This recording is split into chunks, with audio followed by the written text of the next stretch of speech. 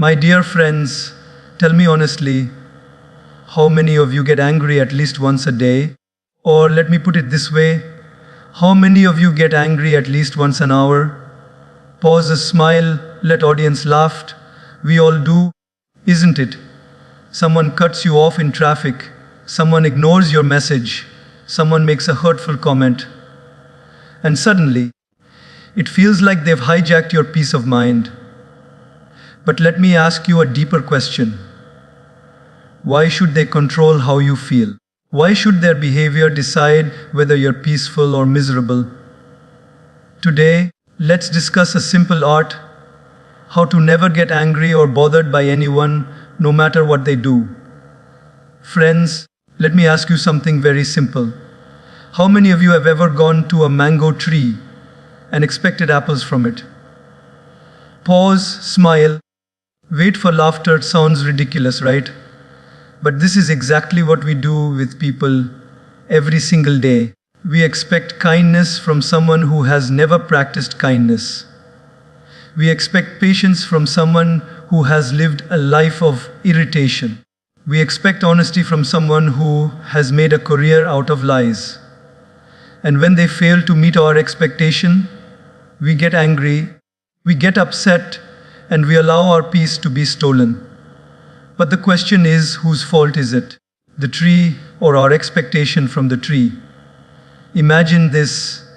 If you go to a bakery, you will get bread. If you go to a library, you will get books. If you go to a temple, you will get prayers. If you go to a gossip monger, you will get gossip. Pause the laughter. Why are we surprised when people act exactly according to their nature? That's what they know. That's who they are. If you understand this one truth, you will save yourself from unnecessary anger. Let me share a small story. One man once got very angry at a monk because the monk would never react to insults. Finally, the man shouted, "Don't you hear me? I am abusing you so badly, and you're just sitting there calm. Aren't you bothered at all?" The monk smiled and replied, "If someone brings you a gift and you don't accept it, whom does the gift belong to?" The man said, "Of course it belongs to the giver." The monk said, "Exactly. Your anger, your insults are your gifts. If I don't accept them, they remain with you. Isn't that powerful?" So, the first step to never being angry or bothered is this: stop expecting mangoes from an apple tree. Accept people for who they are, not who you imagine them to be. When you adjust your expectations to reality, anger disappears like mist in the morning sun. You see, people act out of their conditioning. They are not waking up in the morning thinking, "Whose peace can I destroy today?" They are just being themselves. If we can understand this, we won't take their behavior personally. We will simply say, this is their nature, and move on peacefully. Friends, anger is nothing but an instant reaction. Somebody says something, does something, and before we even think, boom, we explode. But the wise path is to replace reaction with response. What's the difference? Reaction is automatic, response is conscious. Reaction comes from emotion. Response comes from wisdom. Let me give you a small example. Imagine you are sitting in a doctor's clinic. The doctor gives you some medicine. The next day, you come back with rashes and fever. You tell the doctor, "I reacted badly to that medicine." Reaction means something is wrong. Now imagine the same scenario, but instead of rashes, the medicine starts healing you. Then the doctor says, "Your body is responding well to the treatment." Response means something is right. Similarly, in life, when people say or do things, we have two choices. Either we react and create more damage, or we respond and create more healing. Now let's make this very practical. Someone insults you. If you react instantly, you shout back, you hurt them, you lose your peace, and in the process, maybe even lose your relationship. But if you respond, you pause, you think, you decide, is this person worth my anger? Or can I deal with this in a calmer, smarter way? The outcome will be completely different. I once heard about a man driving his car when another driver cut in front of him aggressively. Immediately, his blood boiled, his hand was on the horn, his mouth was ready with abuses. But suddenly he thought, wait, what if this man is rushing to a hospital with his wife who's in labor? What if he's not reckless, but helpless? That single thought transformed his anger into compassion. He didn't know the reality, but by choosing to respond with possibility rather than react with assumption, he saved his peace. And isn't that what life is all about? Nobody else is responsible for our reactions. They press the button, but the wiring inside is ours. The more control we give to others, the more miserable we become. But the more we learn to respond consciously, the more peaceful we stay. So next time, when someone provokes you, just remind yourself, do I want to be a slave to my reactions or the master of my responses? Because my friends, anger may feel powerful in the moment, but response is the real power. Friends, one of the most underrated powers in this entire world is the power of pause. Just a few seconds of silence can save you from years of regret. You see, most of us live like pressure cookers. We keep storing stress, anger, disappointments, and then the smallest spark makes us burst. Somebody says one wrong word, one careless comment, and before we know it, our tongue has already fired bullets. Later, we realize what we said and we regret. How many of you have experienced this? Pause, smile, look at audience. We all have, isn't it? Now think about this. When you send a wrong message on WhatsApp, there's a little option called delete for everyone. But when you send a wrong message through your tongue, there is no delete button. Words once spoken cannot be taken back. You may apologize later, but the scar remains. That is why the power of pause is so important. There's a beautiful story. A young boy had a terrible anger problem. His father gave him a bag full of nails and told him, every time you lose your temper, hammer one nail into this wooden fence. The first day, the boy hammered 37 nails. Slowly, as weeks went by, the number reduced. Finally, he learned to control his temper and stopped hammering nails. The father then said, no, every time you control your anger, remove one nail. Eventually, the boy proudly said, Father, I've removed them all. The father took him to the fence and said, look closely. The nails are gone, but the holes remain. That's what your angry words do to people. Even when you remove them with apologies, the wounds stay. Isn't that so true? So how do we avoid leaving those holes? By pausing. Just a few seconds of silence between provocation and response. Imagine a glass of muddy water. If you keep shaking it, it remains cloudy. But if you let it sit quietly, the mud settles and the water becomes clear. Our mind is the same. When anger shakes it, our thoughts are cloudy. But if we pause, everything becomes clear. Practical tip: the next time you feel anger rising, don't speak. Take a deep breath. If possible, drink some water. If you can, even excuse yourself and walk away. Give yourself those precious seconds to pause, because in that pause, wisdom enters. In that pause, you realize, if I say this, what will be the consequence?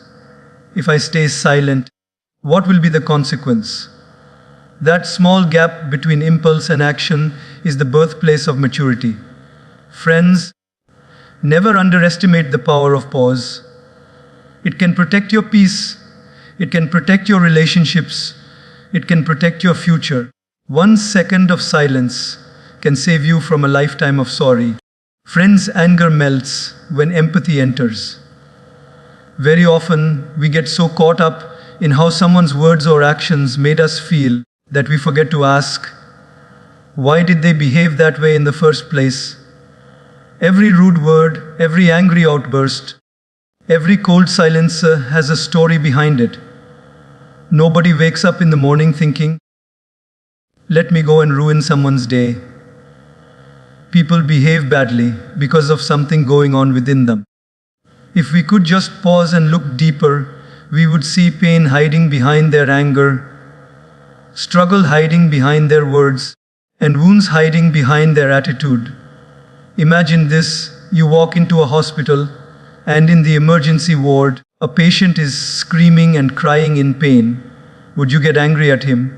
No. You would feel compassion because you know his behavior comes from suffering. Similarly, many people around us are also carrying invisible pain. They may look normal on the outside, but inside, they are bleeding emotionally.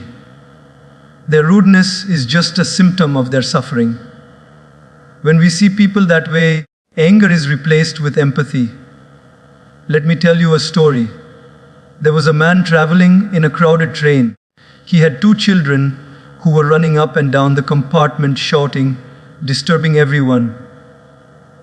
The man just sat silently, doing nothing. Finally, one passenger got very irritated and said angrily, "Mister, can't you control your children? Don't you see they're bothering everyone?" The man lifted his head slowly and said, "I'm sorry, I should. But we just came from the hospital. Their mother died this morning. I don't know what to say to them, and they don't know how to handle it." Suddenly, the atmosphere in the train changed. The anger in that passenger turned into tears. Why? Because the moment he understood the man's pain, empathy replaced irritation. This is the secret, friends. When someone hurts you, instead of asking, "Why are they doing this to me?" ask, "What must they be going through to act this way?" That single shift in perspective changes your anger into understanding. In fact, science also shows this. People who are constantly rude or aggressive often carry childhood trauma, financial stress, health problems, or relationship struggles. They are like pressure cookers waiting to burst. Their outburst is not about you, it's about what they are carrying inside. So, how do we practice empathy practically? Whenever someone mistreats you, remind yourself, this is not who they are. This is what they are going through. Instead of throwing fire back at their fire, you pour a little water of compassion. Sometimes just listening silently or responding with kindness can disarm even the angriest person. Remember, my friends, angry people don't need more anger. They need more understanding. Hurt people don't need punishment. They need healing. And you never know, maybe your empathy could be the medicine they were secretly longing for. So the next time someone bothers you, instead of reacting with rage, try responding with empathy. Because anger divides hearts, but empathy connects them. And in the end, we don't win by proving people wrong. We win by healing what's hurting inside them. Friends, let me ask you something straight from the heart. How many battles have you fought in your life just to prove you were right? Pause a smile, raise hand a little, let audience react.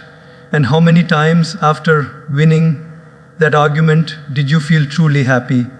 If we are honest, the truth is this: sometimes we win the fight, but we lose our peace. Sometimes we win the argument, but we lose the relationship. And sometimes we win with our ego, but deep inside, we lose with our soul. This is the tension between ego and peace. Ego says, "Don't let them talk to you like that. Show them who you are." Peace says, "You don't have to attend every battle you are invited to." Ego shouts, "Fight back." Peace whispers, Let it go. The problem is, ego is loud and peace is gentle. That's why most of us get dragged into conflicts we never needed to be in. Let me give you a small analogy. Imagine you're walking down the road and a dog barks at you. Do you stop, bark back, and argue with the dog? The pause, smile, let audience laugh? No. You keep walking because you know it's a waste of time. In the same way, when people bark with negativity, sometimes the wisest thing you can do is keep walking. But our ego says, how dare he talk like this? I will give him a reply he'll never forget. And in that moment, we become prisoners of our ego. There's a famous story about two monks walking through a village. One of them got insulted badly by a man on the street. He was furious, but he kept quiet until they reached the next town. Finally, he exploded to the other monk. How could that man insult me like that? I can't get it out of my head. The older monk replied calmly, "Oh brother, I left that man back in the village. Why are you still carrying him in your mind?" Isn't that powerful? Ego makes us carry people and their words long after they are gone. Peace comes when we learn to drop them. Now let me make this very practical. The next time someone provokes you, ask yourself a simple question. Do I want to win this argument, or do I want to keep my peace? You can't always have both. Winning the argument may give your ego a small victory, but keeping peace gives your heart a long, lasting happiness. Even in relationships, how many marriages, friendships, families have broken not because of big issues, but because of small ego battles? Why should I say sorry first? Why should I forgive when they were wrong? And in the process, both people keep their ego, but lose their bond. Friends, always remember this. You can either be right or you can be happy. Choose wisely. In fact, humility is the most powerful response to anger. Silence sometimes wins more than 1,000 words. Walking away sometimes proves more strength than standing and fighting. You don't have to fight every time. You don't have to prove yourself every time, because your peace is more precious than your ego. So the next time your ego says, fight, ask your heart, is it worth my peace? And most often you'll realize it's not. True strength is not in having the last word. True strength is in knowing when to keep quiet. True victory is not in defeating others. True victory is in not letting your ego defeat your peace. Friends, all of life's battles are first fought in the mind. If we cannot master our mind, we will forever be slaves to anger, irritation, and negativity. Think about it. The world outside is full of triggers people, words, situations, disappointments. But the real battlefield is not outside. The real battlefield is inside. If your mind is strong, nothing outside can shake you. But if your mind is weak, even the smallest comment can break your peace. Let me ask you, how many of you have seen a glass of water on a shaky table? A pause, smiled, even a small vibration, and the water spills out. Now imagine the same glass placed on a steady table. No matter what's happening around, the water remains still. Our mind is that table. If it is shaky and unstable, every little disturbance in life will spill our peace. But if it is steady and strong, nothing can move us. But the question is, how do we master the mind? The answer lies in discipline and training. Just like we train our body with exercise, we must train our mind with daily practices. If you go to the gym once a year, you won't build any muscle. Similarly, if you try to control your mind only when anger arises, you will fail. Mastery requires daily training. Let me share a story. A man once asked a monk, "Why do you meditate every day?" "What's the point?" The monk smiled and said, I sharpen my axe even when there's no tree to cut.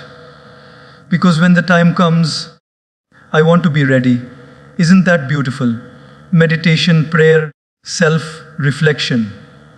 These are ways of sharpening the axe of your mind. So when anger comes, when provocation comes, you are ready.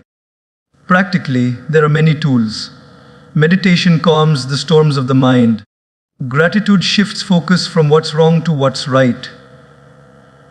Journaling allows us to release emotions instead of bottling them up. Even simple practices like mindful breathing can help. Science shows that just taking slow, deep breaths activates the parasympathetic nervous system, the part of your body that calms stress. That's why in anger, people often say, take a deep breath. It actually works. Another way to master the mind is by feeding it the right thoughts. If you constantly consume negativity, arguments, gossip, toxic social media, your mind will naturally become restless. But if you feed it wisdom, positivity, and uplifting knowledge, your mind will grow stronger. Just like a garden, if you don't plant flowers, weeds will automatically grow. If you don't plant wisdom, anger and irritation will automatically grow. Friends, remember this: an undisciplined mind is our biggest enemy. It makes us react, it makes us restless, it makes us regret. But a disciplined mind is our best friend. It gives us calmness, clarity, and control. So every day, spend some time mastering your mind. Just 10 minutes of silence. Just a few moments of gratitude. Just a conscious effort to shift from negative to positive. Over time, this training will build a fortress within you. And then, no matter who tries to provoke you, no matter what happens outside, you will remain steady inside. Because the truth is, when you master your mind, you master your life.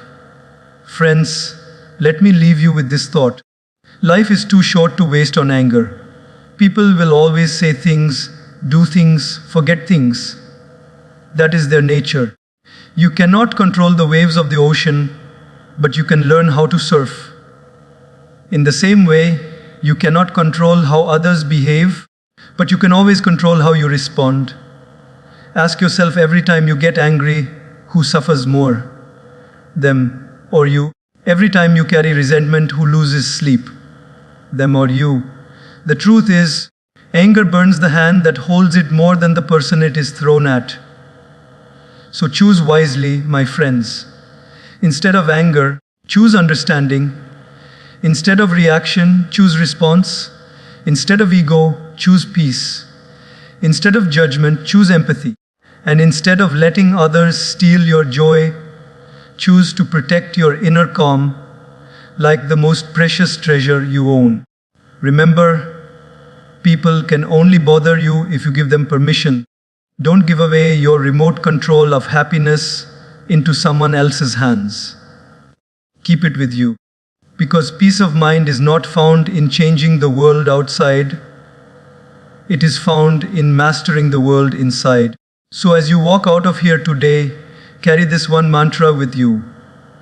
I cannot control others, but I will not let them control me. And if you can live by this, then no matter what happens, you will never be angry, and you will never be bothered by anyone. Thank you.